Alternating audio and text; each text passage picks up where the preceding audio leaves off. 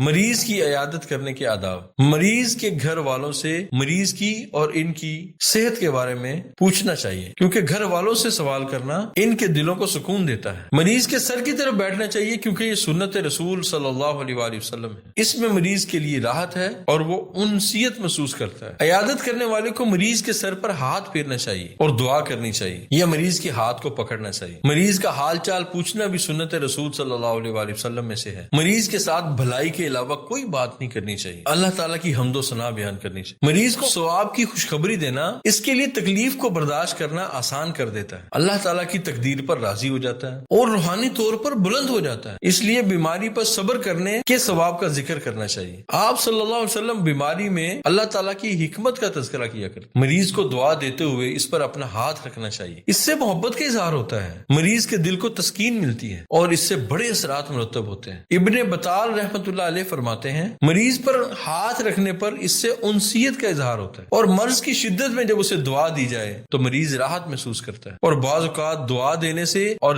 ہاتھ پھیرنے سے مریض کو شفا مل جاتی ہے، اور خاص طور پر جب عیادت کرنے والا صالح ہو۔ عیادت کرنے والا صالح آدمی وضو کرے اور بچے ہوئے پانی کو مریض پر چھڑک دے، یہ نبی صلی اللہ علیہ وآلہ وسلم کا طریقہ ہے۔ یہ صحیح بخاری میں 5651 نمبر حدیث۔ حافظ ابن حجر رحمۃ اللہ علیہ فرماتے ہیں، یہ بات چھپی ہوئی نہیں ہے کہ جب عیادت کرنے والا ایسا ہو تو اس سے مریض کو برکت ملتی ہے۔ مریض کو تقدیر پر صبر کرنے اور اللہ تعالیٰ کے حکم پر راضی ہونے کی تلقین کرنی چاہیے، اور یہ جنت میں لے جانے والے اعمال میں سے ہے۔ مریض بعض اوقات تقدیر پر ناراض ہوتا ہے، اسے تقدیر کو برا بھلا کہنے سے روکنا چاہیے۔ مریض کے لیے دعا اور شرعی جھاڑ پھونک کی جا سکتی ہے، اور نبی صلی اللہ علیہ وسلم کے اس کے بارے میں اقوال بھی ہیں، اور آپ علیہ الصلوۃ والسلام کا فعل بھی ہے، اور جبرائیل علیہ السلام نے بھی نبی کریم صلی اللہ علیہ وسلم پر دم کیا۔ بسم اللہ ارقیکا من کل شیء یؤذیکا من شر کل نفس او عین حاسد اللہ یشفیکا بسم اللہ ارقیکا۔ ترجمہ کچھ اس طرح ہے کہ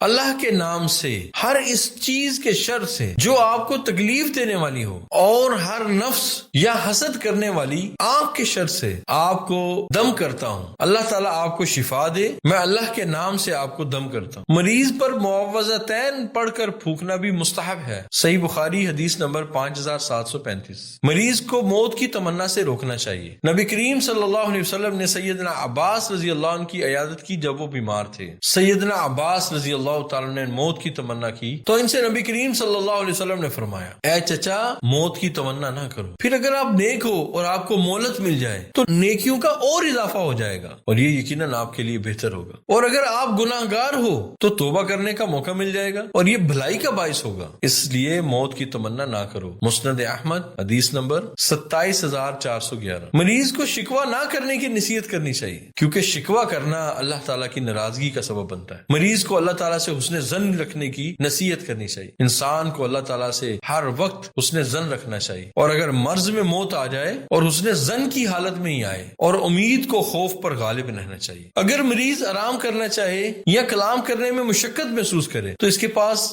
ٹھہرنا نہیں چاہیے، کیونکہ زیادہ دیر جاگنا یا زیادہ باتیں کرنا مریض کو نقصان پہنچا سکتا ہے۔ طاؤس رحمۃ اللہ علیہ فرماتے ہیں، سب سے افضل عیادت سب سے کم دیر کی عیادت ہوتی ہے۔ جب مریض یہ چاہے کہ کوئی اس کے پاس زیادہ دیر ٹھہرے تو کوئی حرج نہیں۔ گھر والوں کو صبر، مریض کی خدمت اور اس کے ساتھ حسن سلوک کی نصیحت کرنی چاہیے۔ امام نووی رحمہ اللہ فرماتے ہیں کہ یہ ادب واجب ہے اور اس کا احترام کرنا چاہیے، کیونکہ گھر والے خدمت کو بوجھ سمجھنے لگتے ہیں، خاص طور پر جب بیماری طول پکڑ جائے اور گھر والوں پر خدمت مشقت ہو جائے۔ مریض کو وصیت کی تلقین کرنی چاہیے، کیونکہ موت سے پہلے وصیت کرنا مسلمان کے لیے ضروری ہے۔ جب کسی کا مرض طول پکڑ جائے تو اس کے پاس بار بار جانا چاہیے، یہ اس کے دل کو خوش کرنے والا معاملہ ہے۔ سعد بن معاذ رضی اللہ تعالیٰ عنہ غزوہ خندق میں زخمی ہو گئے تو رسول اللہ صلی اللہ علیہ وسلم نے ان کا خیمہ مسجد میں لگوا دیا تاکہ بار بار عیادت کی جا سکے۔ اللہ تعالیٰ حشر تک نبی کریم صلی اللہ علیہ وسلم پر اپنی رحمتیں اور برکتیں نازل فرمائے اور ہمیں ان کی سنت کے مطابق عمل کرنے کی توفیق عطا فرمائے۔ جزاک اللہ خیر۔ السلام علیکم ورحمۃ اللہ وبرکاتہ۔